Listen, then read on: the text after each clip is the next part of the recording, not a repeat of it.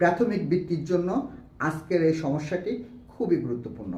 আজকের এই অঙ্কটি পরীক্ষায় হয়তোবা চলে আসলেও আসতে পারে। অঙ্কটিকে দেখি। 400 টাকার 10% মুনাফায় কত বছরের মুনাফা 120 টাকা হবে? খুব সহজ একটি অঙ্ক। 400 টাকার 10% মুনাফায় কত বছরের মুনাফা 120 টাকা হবে? কিভাবে আমরা করব? আমরা প্রথমে হচ্ছে এটা যদি আমরা সমাধান বের করতে চাই, আমরা সমাধান বের করার ক্ষেত্রে প্রথমে আমরা মুনাফা বের করব। মুনাফা কত? 400 টাকায় 10%। 400 টাকার 10% মানে কত? 400 গুণ 10/100 মানে 40 টাকা। তাহলে মুনাফা হচ্ছে আমাদের 400 টাকায় মুনাফা হচ্ছে 40 টাকা। এটি কত? এই 40 টাকা মুনাফা হচ্ছে 40 টাকা মুনাফা, 40 টাকা মুনাফা এটি হচ্ছে 1 বছরে।